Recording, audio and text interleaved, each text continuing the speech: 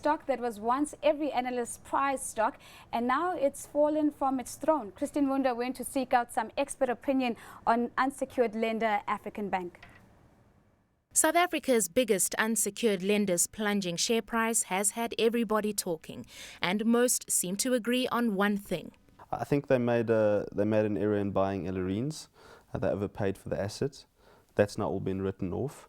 But the quality of the loans that came out of that channel was simply just not good enough. Whilst Ellerines is built on the back of lending to buy furniture, what banks and furniture businesses have in common is not immediately obvious. So this looked like a huge strategic leap in which African Bank didn't have an obvious competitive advantage. But hindsight is always a perfect science. And going forward, what should the company do to keep in the game? Their biggest asset is their loan book, which is 60 billion. Now they've written that down to 48 billion. The question is that enough? Does that 48 billion represent money that they can collect in the future?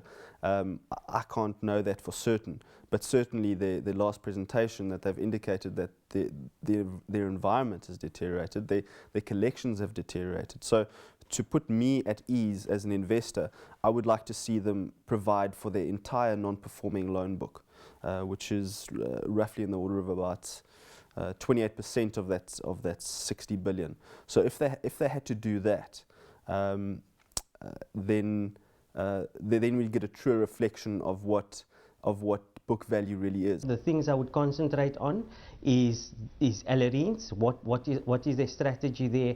Are there potential buyers? Can they get that business at least to break even?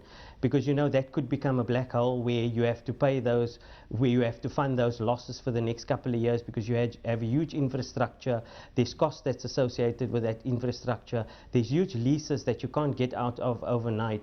Just over 2 years ago, in April 2012, buying an Able share would have cost you 40 Rand, giving the company a market cap of an estimated 32 billion Rand. Today, the same share is valued at 6.90 Rand, and 22 billion Rand has been wiped off its market cap, making it roughly the size of what it paid for its purchase of furniture retailer Ellerines in 2008 for 9.1 billion Rand. The jury is still out on whether or not the bank will offer a rights issue, but with the share price sitting just below 7 Rand, is now the time to buy African Bank shares. If they're to provide for the entire non-performing loan book, the book value would drop to 4.80 Rand. That's like a liquidation value. I don't believe that African Bank has going concern risk, so I don't think the value will ever get to that. But certainly at 6.90 Rand, on a conservative book value basis, you're paying roughly 2.5 times conservative book value, which is more than what you'd be paying for a South African bank, roughly at 2 times book value. So I don't think it offers value at this stage. Buy at 5.40 Rand.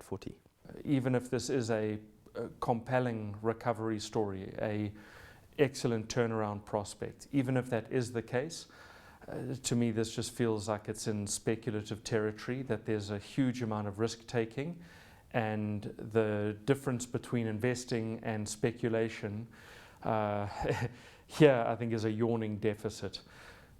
So in our case, we aren't exposed to African Bank, and if there were a rights issue, we wouldn't, in the absence of some dramatic change in the landscape, we wouldn't be inclined to follow a rights issue or to pursue a rights issue. As seen here from a table extracted from the bank's website, a wider group of analysts are also split.